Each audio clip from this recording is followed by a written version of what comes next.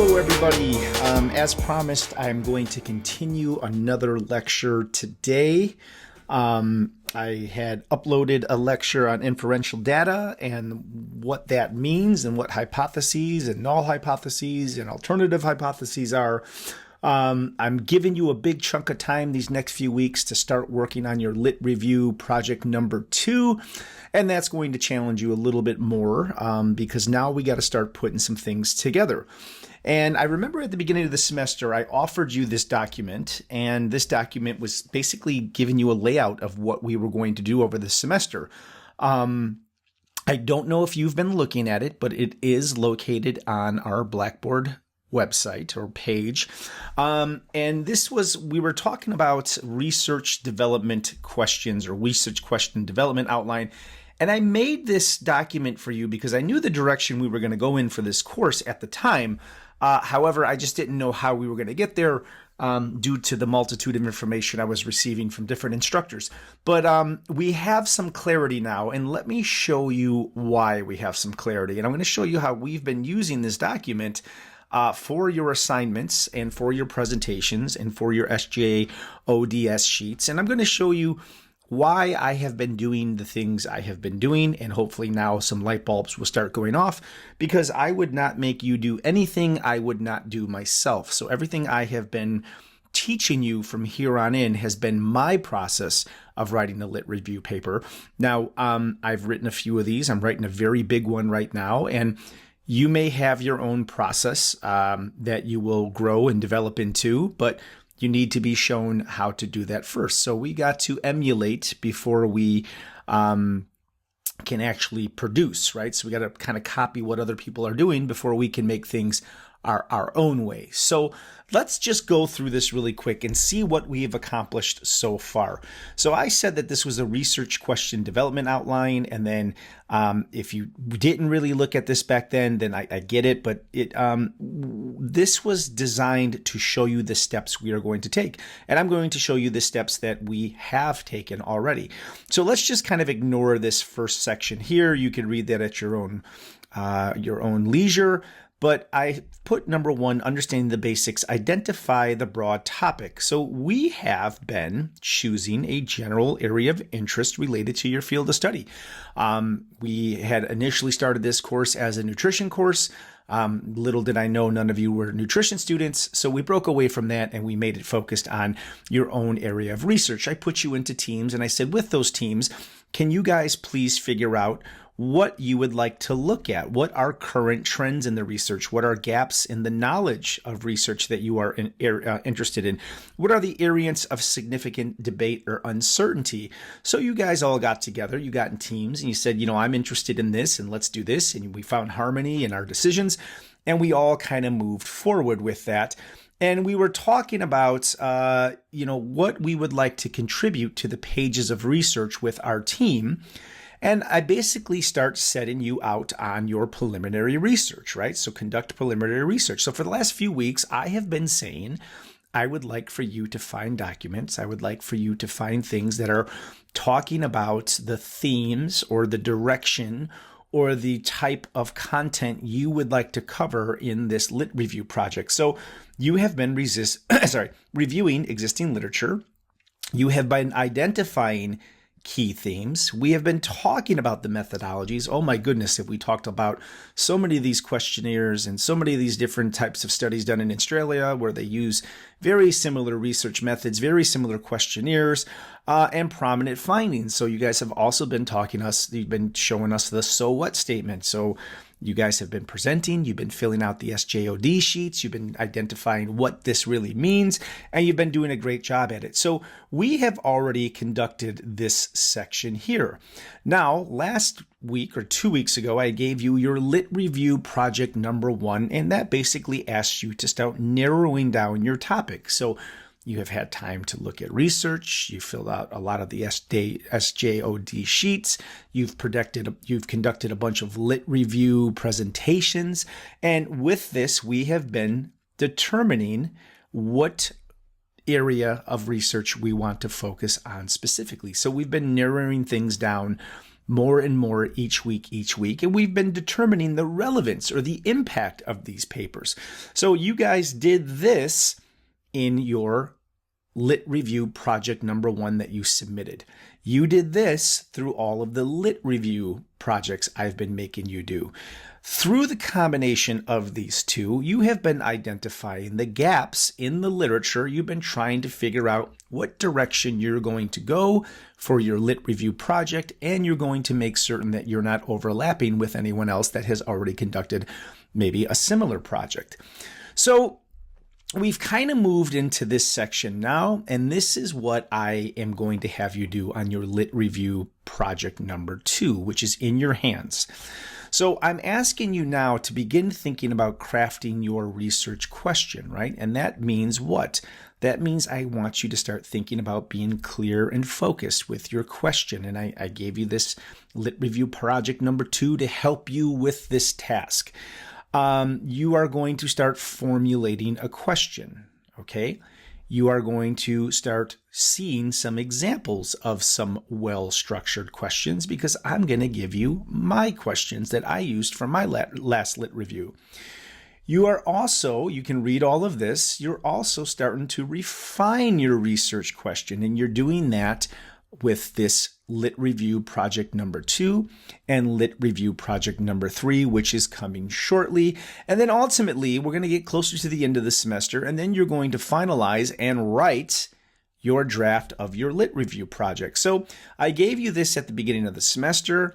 Everything has been spelled out for you here. Each one of these tasks are kind of overlapping with the projects I've been making you do. So I just wanted to explain that. And now I want to show you something that truly shows you that I practice what I preach. So let's move on to the next section. Okay, so what you see here is something that might be very familiar to you, just structured a little differently. I am currently writing a Lit Review for the USDA, and I am looking at how their smoke jumpers and their firefighters who spend weeks at a time up in the California mountains fighting fires, how that impacts them physiologically, how that impacts their nutrition, how that impacts their anthropometrics or their body mass, how that changes their endocrinology, and how that ultimately increases their risk of mortality due to being exhausted and due to long hours in very stressful situations. So over the summer, I was tasked with writing this review paper, and I am looking at physiological parameters within these firefighters that have not been studied yet. So I had to go into other military documents, just like you did. I had to ask a question. I had to refine a question. I had to think of a title. I had to write an abstract, everything I'm asking you to do in your project 1 and your project 2. And I just want to show you that I have been doing the exact same thing that I've been asking you to do and how important that has been for me and making my life so much easier with my Lit Review process. So for every paper I've read, I just have a couple of examples here for you. For every paper I have read, I have made a SJOD sheet that looks at neuroendocrine, neuromuscular, inflammation, and sleep disorders that all accompany this type of work. So you'll see that my SJOD sheet is a little bit different, but it's the exact same thing. So the paper I looked here is stressful military training, endocrine reactivity, performance, and psychological impact on these military individuals. So I look at the purpose of the paper, I write the population, I look at the time frame, I look at their methods, I look at conclusion. These are all the things I created to help me for every document I read. I look at cortisol levels at different time points. I look at regulators of testosterone at different time points. I put down all of the values that are associated with papers. I put some graphs in here so that if I ever need to reference any of this information, it's all available to me. And then look at here, I put key findings. And then I put a little section here that talks about how this contributes to my paper that I'm writing. So I have been doing the exact same thing. Let's look at another one. So here is another example. This is from document 15. Again, you can see neuroendocrine, neuromuscular, inflammation, or sleep disorders. Since I highlighted this is associated, this paper specifically is associated with neuroendocrine disruptions. And we can see the title here is Blood Hormones as Markers of Training Stress and Overtraining. So what do? I write down the purpose of the study. This is talking about the adrenergic system. I talk about what is overtraining syndrome and overreaching, and I define it based upon what the paper talks about. I talk about the changes in epinephrine and norepinephrine, and I write here everything that the paper talks about. I even put the reference numbers. I put a section here on how I'm going to use this information from the paper. I put more information about what they found with the relationship between testosterone, SHBG, and cortisol. I put key phrases in here that I think will be important. And then let me pull out another one here. Here's another one. This paper is from document 14, so I have a different way of tracking my documents. Again, neuroendocrine, neuromuscular, inflammation, and sleep. This one focuses on inflammation. So this is called the effect of strenuous exercise, calorie deficiency, and sleep deprivation on white blood cells, plasma, immunoglobulins, and cytokines. So this one is talking all about what is the purpose, what is the population, what are the white blood cells doing in this population. I write some notes to myself about what's really important. Here's the data that I extracted from the paper. Everything in red to me just means, okay, this is bad, so make sure you highlight that. I put some data in here showing what the immunoglobulins are doing. Key phrases, key findings, and then here's how I'm going to use it in my paper. So let's do one more. I have about 200 of these right now. Here's, let's see, let's look at this one. This one looks a little better. So this one is talking about the physiological decrements or the physiological strains during sustained military operational stress. And I'm saying that this is, let's see, I wrote this a long time ago. So this is basically saying who found what, right? Metabolic and endocrine status during sustained operational stress.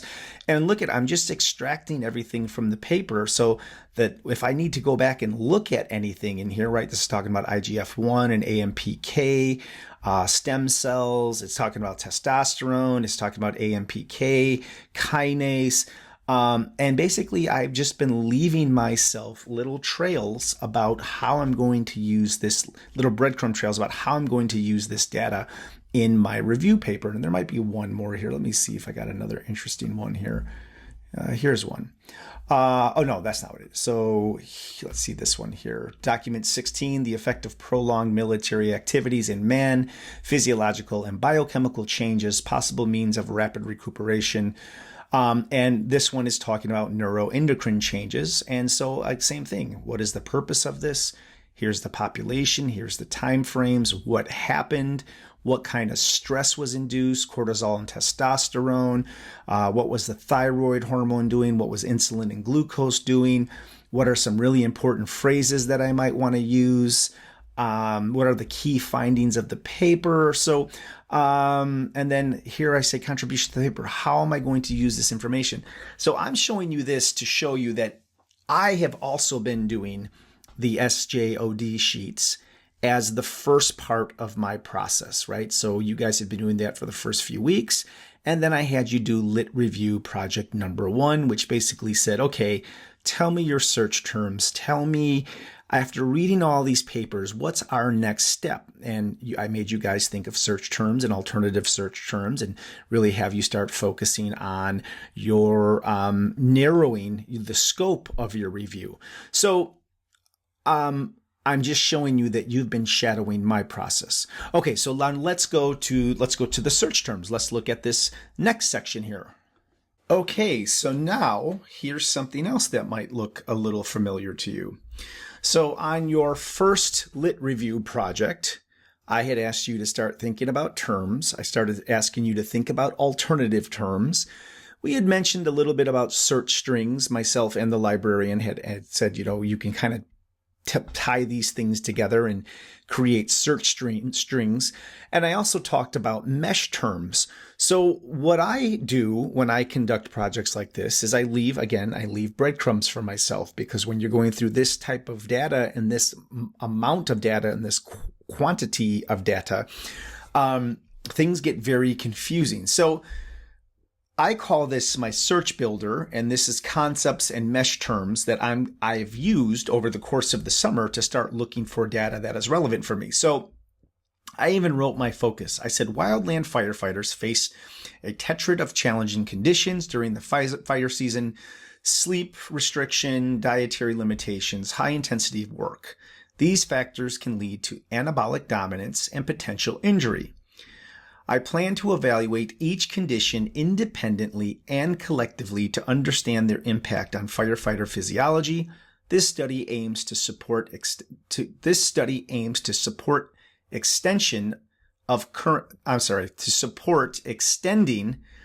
the current 3-day leave period after a 15-day work shift. So what does that mean? That means I got to get my glasses because I can't see the screen first of all. So, okay, I'm going to get my glasses on. Let me see if that helps.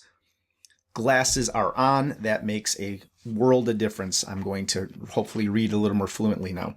So what does this mean? Well, currently the wildland firefighters, they work 15 days straight and they have 3 days of work off.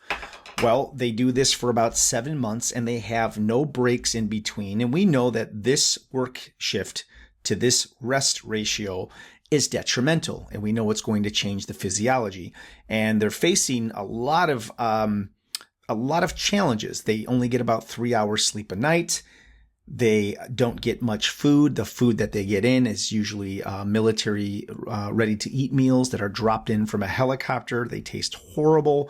And they're working very high intensity, burning a tremendous amount of calories all day long. So the question then is, what happens to somebody's physiology when they get no sleep, when they get no food, and they're expected to work for a long period of hours? And the reason I was selected for this program is because MMA fighters are very similar. And since I train MMA fighters, they get very little sleep. They have to restrict their diets, and their exercise is very high intensity, and they have to exercise 4 to 6 hours a day. So very similar physiology, just kind of different environments. So I write down my concepts. Concept 1, rest and fatigue. And I'm saying, okay, well, fatigue is opposite of rest. And unlike rest, which involves recovery and rejuvenation, fatigue signifies a depleted state that necessitates rest and recovery to restore normal function and energy levels. So I'm trying to define what is the difference between rest and fatigue. So you can see my keywords here. I created some keywords, and you can see I have rest, and that's my mesh term. I have bed rest. I have holidays, right? Because holidays could be a form of rest. Health resorts, rest restriction, fatigue, physical exertion, sleep disorders, sleep restriction, reduced rest. So when I'm starting to look through these papers, these are the terms and the alternatives that I've used. And you should be familiar with that because you've done the same thing. And then I have another section that is let me fix that. That is fatigue centered. So this one up here was rest centered. This one here is fatigue centered. And I made sure that I identified what was the difference between rest and fatigue up here. Well, you see fatigue, you see muscle fatigue. Since I'm talking about neuromuscular disorders, that would fit. Chronic fatigue syndrome, mental fatigue, heat stress disorders, which are a type of fatigue they experience because of the fire, emotional exhaustion, which has more to do with central fatigue. And then I put occupational stress because these are other types of stress that can induce fatigue. So you can see all my words here, occupational stress, and this is looking for markers in the blood that are associated with occupational stress. Occupational stress complications, occupational stress immunology. That's why I was looking at inflammation papers. Occupational stress metabolism, occupational stress mortality, pathology, pathophysiology, rehabilitation, and urine, because I'm also looking for markers in the urine that might identify how far somebody is into a stressful condition. And then you can see I even went further. I looked at burnout. So I looked at professional burnout, what blood markers show up, What are classifications of professional burnout? What is the diagnosis? Are there genetic factors associated? Here's professional burnout, immunology, metabolism, pathology, pathophysiology. So that is what I did for my search terms looking at this rest and fatigue. Okay. So then I looked at work schedule tolerances. Okay, so we're looking at how long can somebody work before they are completely fatigued. So I had to look at work schedule tolerance, physiology, and I also looked at psychology. Then I wanted to look at stress markers because the whole purpose of this paper is to make sure, I don't know why all my keywords, I think I wrote this on a, at work, which was used in Windows, and then when I put it over here at home on my Mac, it some of the formatting is off, so I apologize on that. So the other thing I'm doing in this paper is I'm saying, okay, well, we can look at biomarkers in the blood, in the urine, in the saliva to determine how stressed out somebody is, how much fatigue they have, how much occupational stress they're experiencing. So I have to tell the computer to, hey, okay, while you're looking at this fatigue and this rest issue, I need you to look at biomarkers. So you can see I put in the word biomarkers, stress physiology, cell damage, tissue injury, inflammation, endocrine system, hormone imbalance, endocrine disruption, right? I put in specific stress markers, cortisol, catecholamines, adrenaline, norepinephrine, C-reactive protein, interleukin 6, heart rate variability. I put that in there as well because that's an easy way of looking at stress. I use different words like blood chemical analysis, urinary analysis, salivary glands. So I have kept track of everything that I've been doing over the course of this paper so that I could keep track of where I started and where I left off. Now, one thing that was hard on my paper, which you might need to do on yours, is there's been no research done on these firefighters because it's impossible to get a research team into the California mountains during fire season. So what I had to do is I had to look at surrogates of firefighters. So I had to look at military, I had to look at emergency responders, I had to look at normal firefighters who get to live inside of a building and sleep inside of a building. I had to look at military personnel. I had to look at military personnel that were out in the fields for a long time during combat to look at combat disorders, military medicine. And I had keywords such as physicians, people who work in the emergency room, they experience a high burnout rate. Nurses can experience a high burnout rate. Surgeons, operating room nurses, police, law enforcement. So this is how I started getting all of my documents. And I'm just showing you, see, and then I look at, calorie restriction. Well, there's calorie restriction, diet reducing, energy intake, fasting, time restrict. So I had to get information from all of these types of papers. And then look at what I did here. I kept track of my readouts from PubMed. So I did this search. I said calorie restriction or diet or reducing or energy intake or fasting or time restricted eating or intermittent fasting, or hypocaloric diet, or carbohydrate restriction, or diet fat restricted. So when I put all those together, that came up with this many searches. Okay, that's a lot of papers to go through. And then when I looked at emergency responders, I wanted to look at how certain first responders might respond to this. I put emergency responders or firefighters or military personnel. That gave me this many papers. And then I put in biomarkers or stress markers or physiological markers or cell damage. And that gave me this many papers. And then when I looked at sleep restriction or fatigue, that gave me this many papers.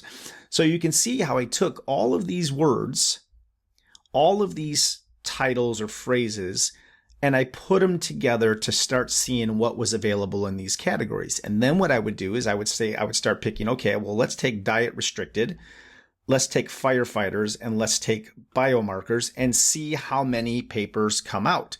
So what this did was this was a way for me to narrow down my topics and narrow down my questions. And it took me a long time to figure out what words and phrases I had to use to talk about this population. So I just want to show you that I did the exact same thing you were doing. So let's move on to the next section.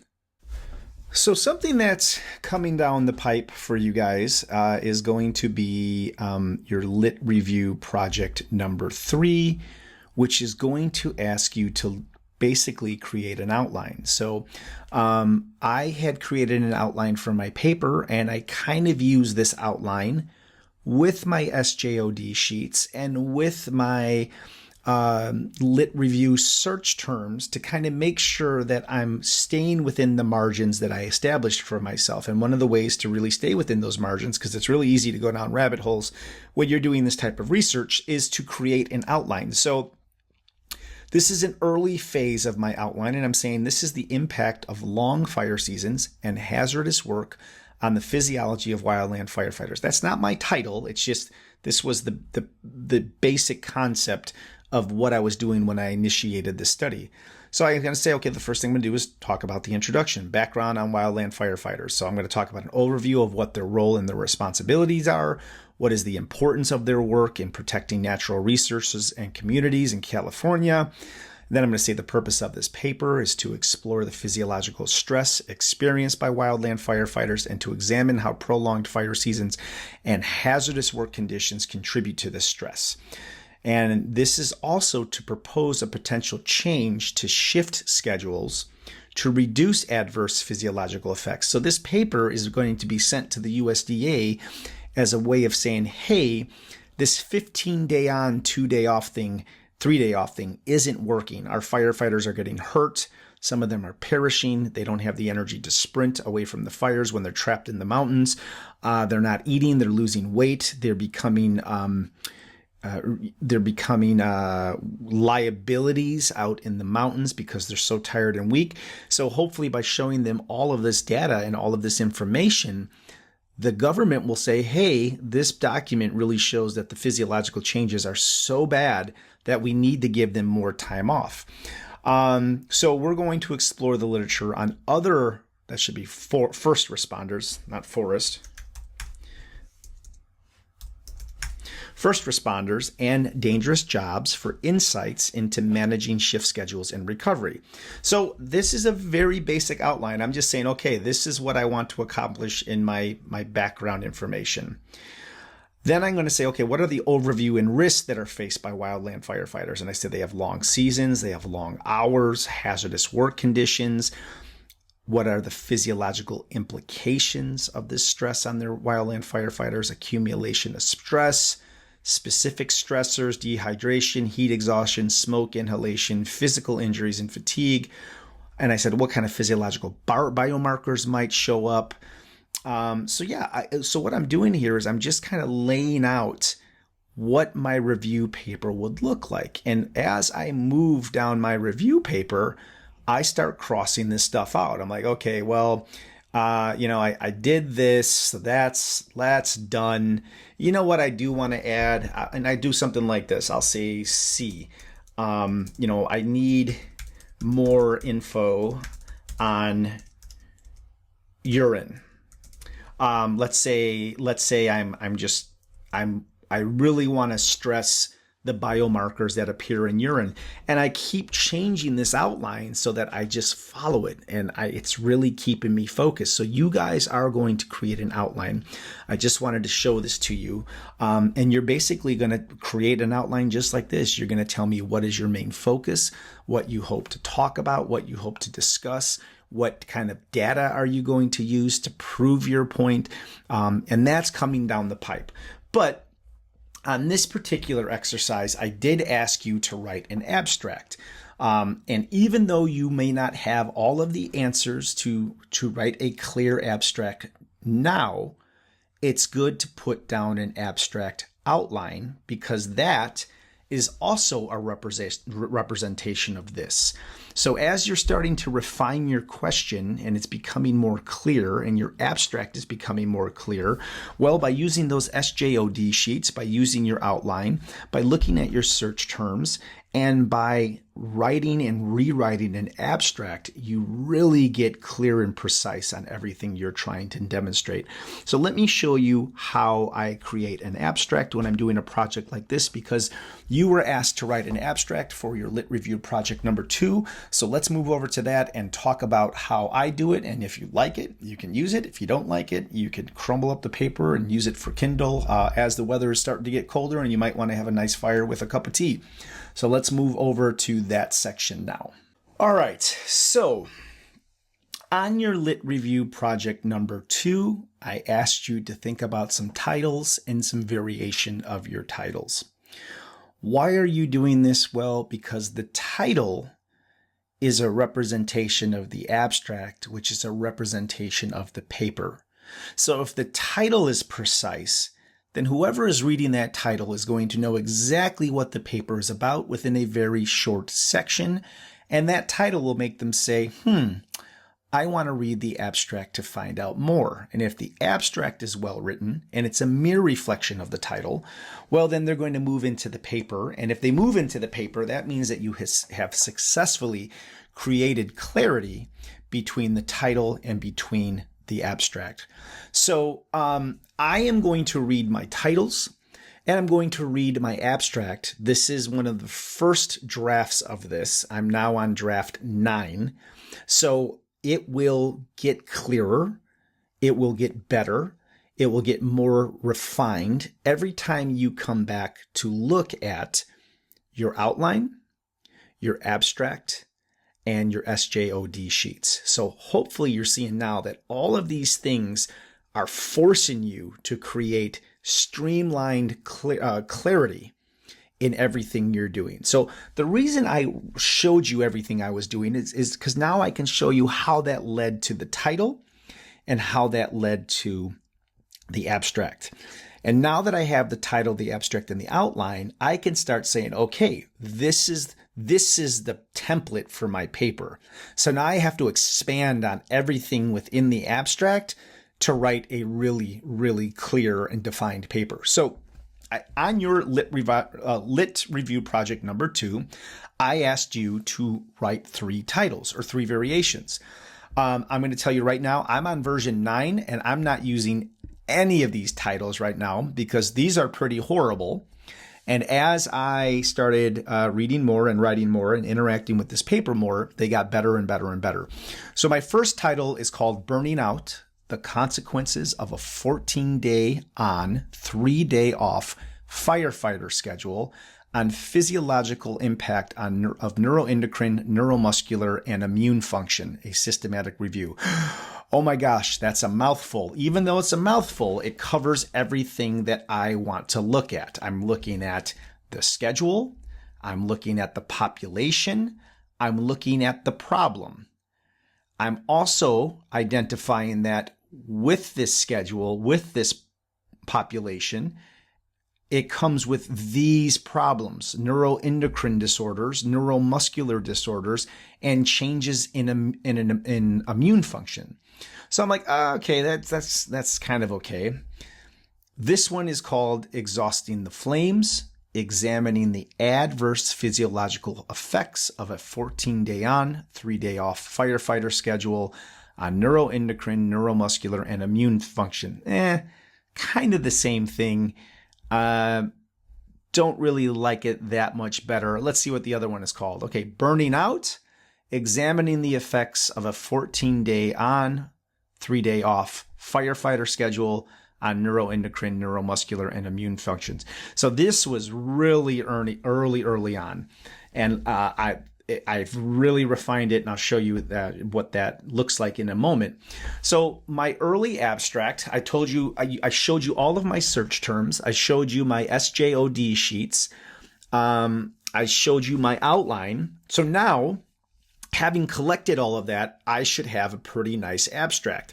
And that abstract is going to start very broad and then get down more narrow and then get very specific. So let's see if I hit that mark with my early abstract. And I haven't read this in a long time because I started this in May. So this might just be horrific and embarrassing, but let's see. So the United States Department of Agriculture's wildland firefighters are confronted with a growing number of physiological hurdles resulting from a combination of rigorous preseason conditioning and extending operational responsibilities throughout a continuously expanding fire season. Okay, so did I hit the mark? I'm talking about firefighters. I'm talking about their schedules. If you look at my outline, I said, hey, what are some of the challenges they face? And then I go a little more specific, okay? We started pretty broad. We talked about who I'm talking about here. And I'm saying the accumulation of external stressors over 6 to 8 month fire seasons include fragmented sleep patterns, reduced calorie consumption, heightened energy expenditure, muscle fatigue, and the emergence of chronic low-grade inflammation. Okay, I got pretty specific there, right? I started wide. I talked about what some of the stressors are that are caused by this. Let's move on. Let's see what the next section says. Let's go pink. Furthermore, okay, so this is a continuation of the stressor. Furthermore, the U.S. Forest Service's non-traditional 14-day on, 3-day off operational schedule intensifies the challenges wildland firefighters face. Okay, so now I'm saying not only does this happen, but now this work schedule will also intensify this. And I'm saying, okay, that this is an inadequate rest time that restricts crucial recovery efforts needed for the well-being after strenuous fire combat efforts. This jeopardizes safety and their effectiveness in managing fires. Okay, together, these insults significantly impact neuromuscular, neuroendocrine, and immune functions, resulting in a predominant catabolic state, augmented hormone concentrations, decreases in operational performance, chronic fatigue, and heightened vulnerability to various chronic physiological conditions like type 2 diabetes, cardiovascular disease, cancer, and hypertensive disorders. Okay, so this is all kind of saying, okay, dear reader, here's who I'm talking about. Here's what they face. And as a result of what they're facing, this kind of happens.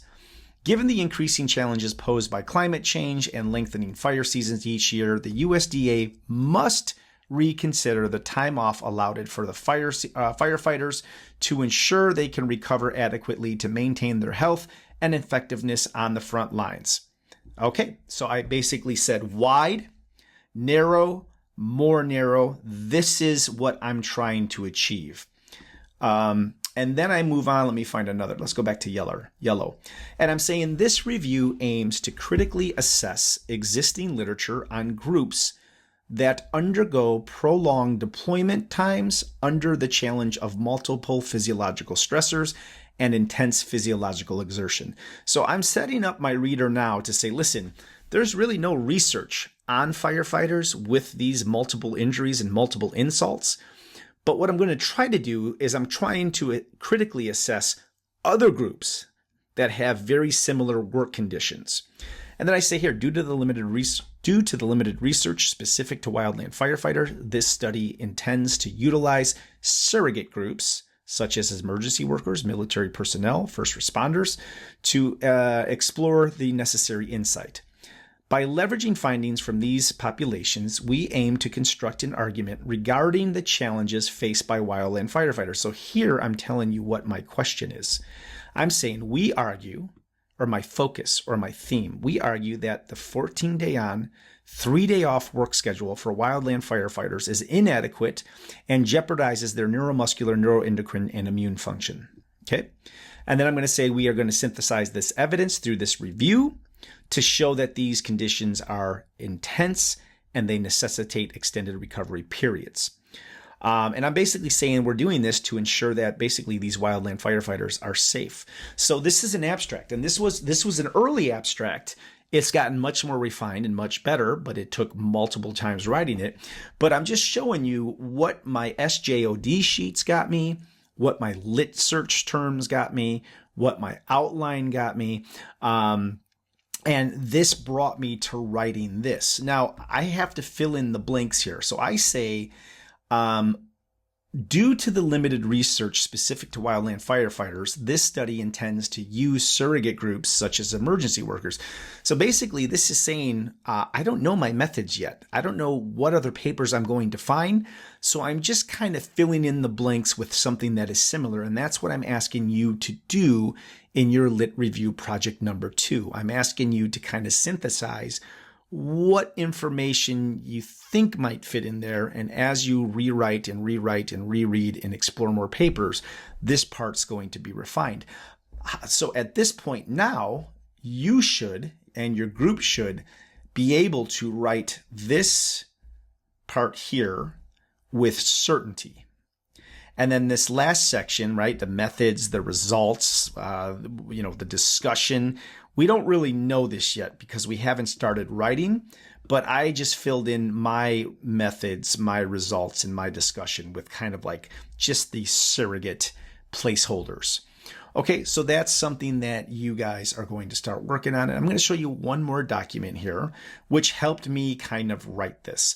And maybe it will help you, maybe it won't, because most students struggle when they have to start putting their ideas down. This is where it becomes difficult. So let me show you what I had done to put all this stuff together to synthesize my ideas.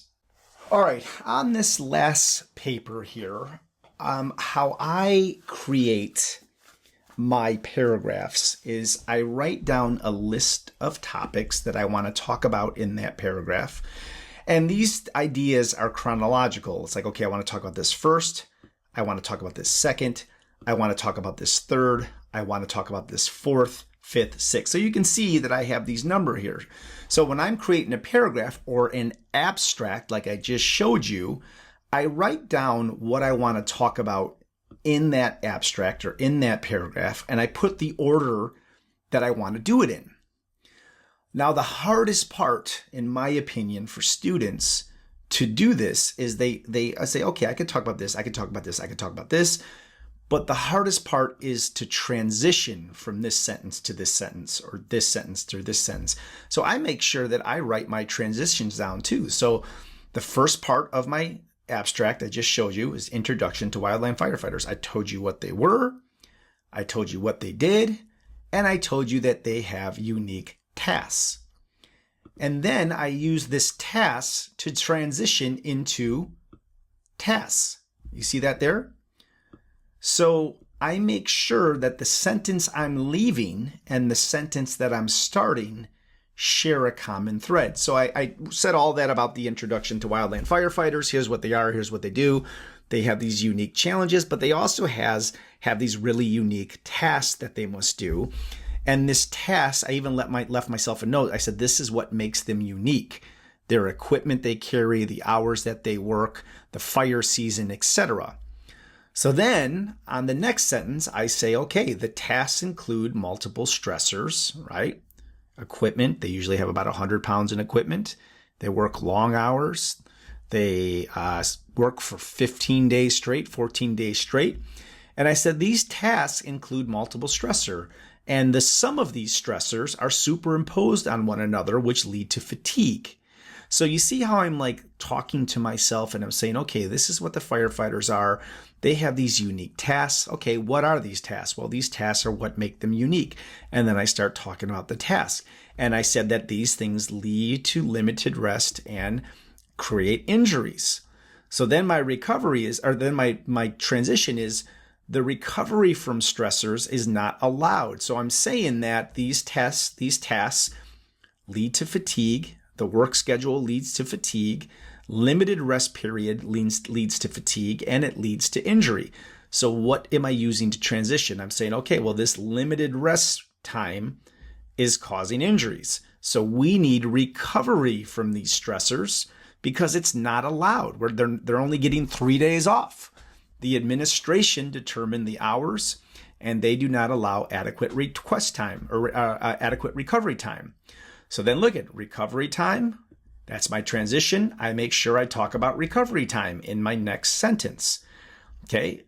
So you guys can look at this. Maybe I can even upload a copy of it to you, but I just want you to take the basics from this, that when I'm writing an abstract, I write down a sentence And then I tell myself, I write down how I'm going to transition to the next sentence. And then that way I make sure when I'm done with this sentence, I may mention something about tasks, and then I start that next paragraph with tasks. I may mention something about this limited rest time. They don't get recovery. So in my transition, I make sure that I got to focus on recovery because that's what I left off with.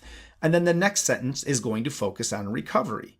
And then I'll say something about, okay, well, these individuals, their bodies are adapting to this stimulus and they're having this non-functional overreaching, which is causing problems. Well, what is non-functional overreaching? I make sure in my transition, I say, well, that's a male adaptation that is going to start from chronic overreaching. And this is going to basically cause morphological changes that are due to stress. So notice here in my transition, I mention male adaptation. And then in my next sentence, I talk about male adaptation and what does it look like in wildland firefighters. And I said, okay, this is unknown as there is very little research about it, right? So then I say, well, we must use data from similar groups such as military, right? And you guys saw all of this. This is what made my initial abstract, trying to tie together all these really important pieces, right? So I'm saying that we have to use data from similar groups like military, and we're going to look at their unfavorable adaptations that are characterizing what this stress is doing to them. And then I'm going to say, okay, well, in firefighters, we think that the neuroendocrine, the neuromuscular, and the inflammatory milieus are all changing. And then it says that, well, how are we going to measure this? Well, we're going to look at the hormonal demands or the stress markers or the biomarkers that are associated with catabolic and anabolic dominance, right? And I said, well, what is anabolic dominance? What is catabolic dominance? So this whole time, I'm just doing like this call and response thing. I write a sentence. I want to transition to the second sentence. Here's the second sentence. It talks about the same thing that I wanted to transition with. I look at the third sentence. It talks about the same thing that I wanted to transition with. So the transitions are really, really important when you're writing an abstract because you don't have a lot of space and you don't have a lot of time and you don't have, a lot of words or letters you can use because most of the time those are limited. So I just really wanted to show you how I put all this together in the same way that you are doing it, just to kind of help you out through this process. Just in case you need some assistance. So I hope this was helpful. I hope you understand why I've been making you do what you've been doing for the last 8-9 weeks. And I really hope we get some solid papers out of this. So please, I really hope this has been helpful and I'll be in touch soon.